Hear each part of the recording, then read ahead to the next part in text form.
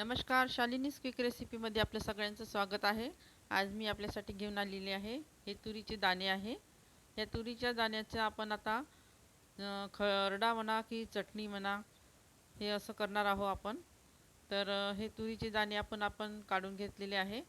आता हे दाणे मी स्वच्छ करून घेतले होते. याला आता आपण थोडं तेल टाकून तव्यावर भाजून घेणार आहोत. त्यासाठी मी आता हे तवा ठेवलेला आहे. तवा धुतलेला होता तो पुसून घेऊ आता आपण. आणि तो पुसल्यानंतर आपण त्यावर थोडं तेल टाकून आता हे तुरीचे दाणे थोडेसे भाजून घेणार आहोत. तर हे बघा, तुरीचे दाणे मी टाकलेले आहे यामध्ये. आणि आता थोडं तेल टाकते आणि वरून आणि असं भाजून घेते हे दाणे, म्हणजे याचा कच्चेपणा आहे तो निघून जाईल. आणि ही तुरीच्या दाण्याची ही जी रेसिपी आहे खूप छान लागते, तुम्ही करून बघा. आणि व्हिडिओ आवडल्यास लाईक, शेअर आणि सबस्क्राईब करत जा. तुरीची दाणे आपण छान भाजून घेणार आहोत आता. आणि बेल आयकन दाबायला विसरू नका. आणि काही कॉमेंट असेल तर ते पण सांगत चला. असेच मी रेसिपी तुमच्यासाठी घेऊन येणार आहे आता. तर हे बघा, ते दाणे छान भाजून घ्यायचे आपल्याला. एकदम काळे पण करायचे नाही आहे. याचा थोडासा कच्चापणा निघाला पाहिजे. याच्यावर थोडे असे काळे चिटे आले पाहिजे, एवढंच भाजायचं आहे आपल्याला. आणि हे भाजल्यानंतर एका ताटलीत आपण काढून घ्यायचे आपल्याला. आणि काढल्यानंतर हे थंड होऊ द्यायचे आहे. तर आता आपण हे सगळे दाणे छान भाजून घेणार आहोत. तर या सीझनमध्ये तुरीचे जे ओले दाणे असते त्याचे वेगवेगळ्या प्रकारचे आपण रेसिपी करू शकतो. म्हणून मी ही एक रेसिपी तुमच्यासाठी आणलेली आहे. आणि हे चांगली पण लागते. तर त्यामुळे आपण आता हे तुरीचे दाणे हे बघा असे इतके शिजले आपण भाजलेले आहे तेल टाकून. तर आता हे आपण दाणे पूर्ण असून एकदा पसरवून घ्यायचे. आणि नसन भाजले गेले तर भाजून जाईल हे. आणि हे बघा, आता हे पूर्ण भाजले गेलेले आहे. ते काढून घ्यायचे एका ताटलीमध्ये. आणि याला थंड होऊ द्यायचं. आणि त्यानंतर आपल्याला याला एकदम बारीक नाही, थोडं जाडसर मिक्सरमध्ये काढून घ्यायचं आहे. तर हे दाणे टाकल्यानंतर मिक्सरच्या भांड्याला एकदा फिरवायचं थोडं. आणि मग खालीवर करून एकदा अजून थोडंसं फिरवून घ्यायचं, म्हणजे हे एकदम बारीक होत नाही. आणि हे अर्धे अर्धे पूर्ण, म्हणजे जसं भरड असते तसं होते.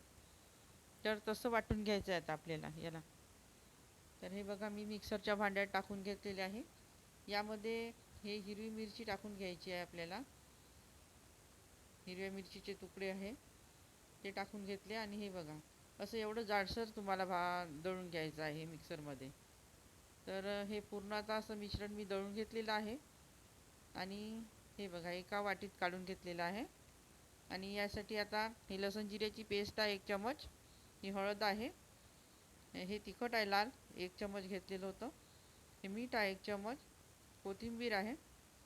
इथे टमाटर घेतलं 1 चिरून. आणि हा मोठा कांदा होता 1 चिरून घेतलेला आहे बारीक. तर आपण हे सगळं साहित्य आता फोडणीसाठी घेतलेलं आहे. आता आपण गॅसकडे जाऊ आणि याला फोडणी देऊ. तर चला मग गॅसकडे जाऊ आता. हे बघा, मी गॅस लावून घेतलेला आहे. यावर आता हे कढई ठेवली. कढईत तेल टाकून घ्यायचं आहे आपल्याला. कढई थोडीशी गरम झाली की कढईत तेल टाकल्यानंतर आपल्याला कढईचं तेल थोडं गरम होऊ द्यायचा.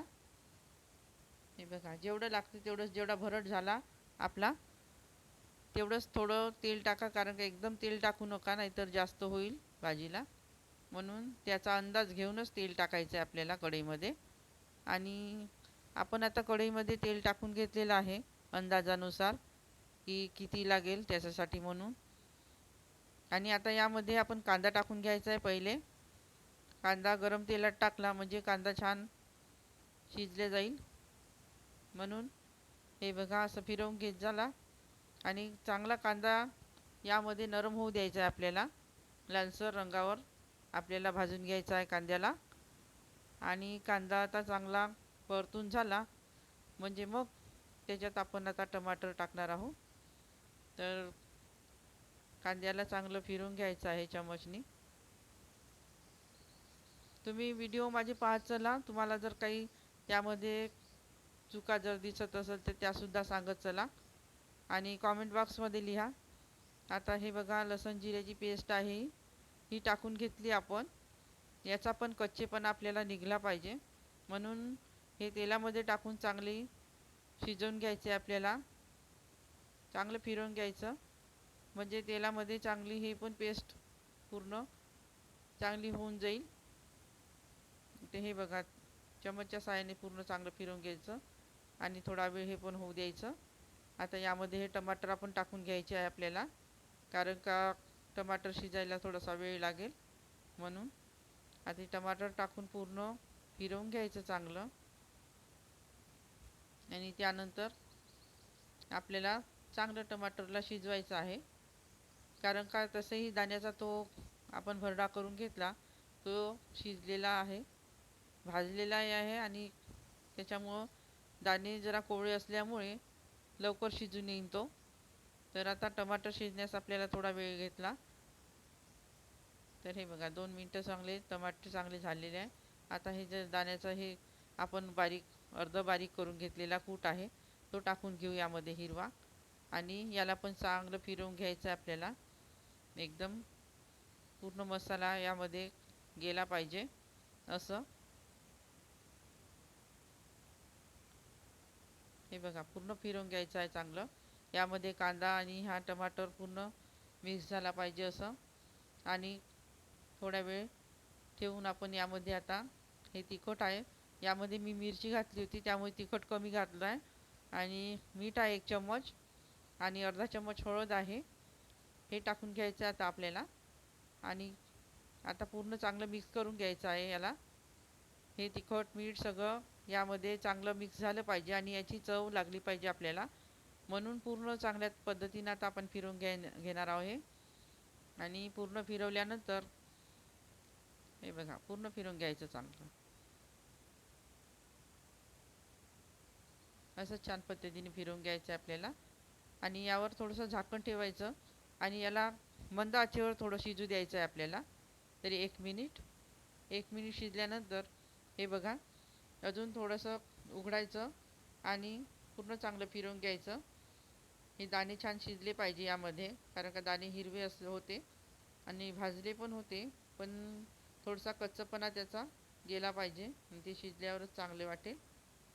तर म्हणून, आणि टमाटर पण चांगलं शिजून जाईन यामध्ये. हे बघा, पूर्ण चांगलं फिरवून घ्यायचं आणि याला अजून थोडंसं झाकून ठेवायचं आणि वाफ येऊ द्यायची. टमाटरचं पाणी असते त्यामुळे याला पाण्याची काही गरज राहत नाही.